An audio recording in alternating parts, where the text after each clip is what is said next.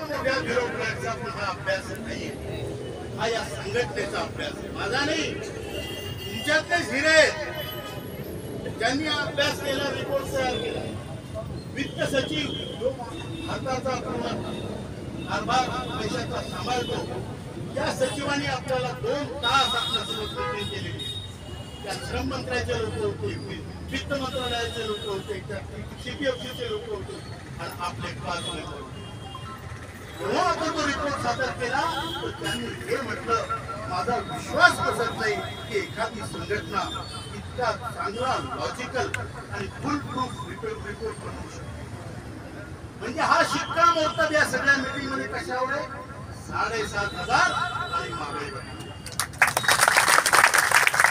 त्यानंतर आम्ही आदरणीय निर्मला सीतारामन आपल्या भारताच्या अर्थमंत्री आहेत, त्यांनी आपल्याला बोलावलं. त्या चर्चेमध्ये मी होतो, आदरणीय सिंग साहेब होते, आदरणीय पाटील साहेब होते, आदरणीय नारगडे साहेब होते. आदरणीय दोन्ही महिला आपल्या सोबत असतात. कोणत्या संघटनेच्या सोबत महिला जात नाहीत, गरीब असतात, आपणही जाऊ देत नाही. त्या येतात, त्यांचे आपण उपकार मानायला लागतो. महिला तिथं शक्ती आहे आणि त्या महिला सोबत असल्यानंतर संघटनेचा बॅलन्स राहतो. माणूस फालतू गोष्टी करत नाही, माणूस फालतू दारू पीत बसत नाही, मटणं खात बसत नाही. तिथे एक अंकुश, बरोबर आहे की नाही गांड साहेब? हे म्हणून महिला महत्वाचं. आपल्यासोबत ओगुणा साहेब होते, दिल्लीचे आपले सचिव आहेत. आपण सगळे वित्त मंत्र्याला भेटलो, अर्धा तास वित्त मंत्र्याशी चर्चा झाली. एका पॉईंटवर त्यांच्या अडचणी काय ते त्यांनी सांगितलं. आपण त्या अडचणीवर तो सोल्युशन दिलंय. आपल्याजवळ अडचणी नाही आहे, आपल्याजवळ सोल्युशन आहे. प्रॉब्लेम तर कोणी सांगेल की साहेब इकडे खरूच झाली, आपण सांगतो याच्यावर काय लावा, बरोबर की नाही? हे आपण सांगितलं, त्यांना ते पटलं. त्यांनी हे म्हटलं की तुम्ही फार पॉझिटिव्ह सजेशन दिलेलं आहे. त्यांनी त्यांची अडचण सांगितली की हे जे सीबीटीचे लोक बसलेले आहेत, हे जुने कम्युनिस्ट माइंडचे लोक आहेत, सोशलिस्ट माइंडचे लोक आहेत.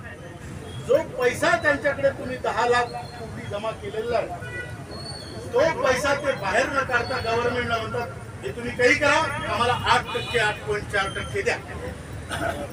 गव्हर्नमेंट म्हणतं बाकीकडे 6%, 7% व्याज आहे, तुम्हाला आम्ही 8% द्या, आम्ही घातल्यात, तुम्ही घातल्यात. ज्या लोकांचे पैसे ते घातल्या. त्यांचं म्हणणं होतं त्यातले 10% पैसे जरी यांनी सेफ म्युच्युअल फंड मध्ये टाकले, सोल्युशन बेसिकली होतं नाही होते, जाऊ द्या. सोल्युशनचे प्रकार निघाले आणि आपलं काम होणार आहे. आता जेव्हा आम्ही निर्मला सीतारामनजीला भेटलो, मी बोललो, सिंगजी बोलले, आणि जेव्हा आम्ही उठलो, त्या दोन्ही महिला त्यांना आढळल्या गेल्या त्यांच्या ऑफिसमध्ये. त्या म्हणाल्या की साहेब 2080 दिवसापासून उपोषण चालू, रात्रंदिवस लोक काही करा. 2080 दिवस, मराठीत सांगतो तर इंग्लिशमध्ये 2080 दिवस. विश्वास बसत नाही, तर विश्वासही तुम्ही घेऊन पहा. एक तुमचा शिफ्टर कोणी राजनेता आला, कोणी ब्युरोक्रॅट आला, हे लोक रात्रंदिवस इथे बसतात. त्यानंतर आमच्या दुसऱ्या ताई सरिताताई म्हणाल्या, मॅडम 200 लोक रोज मर रहे, कुछ करो.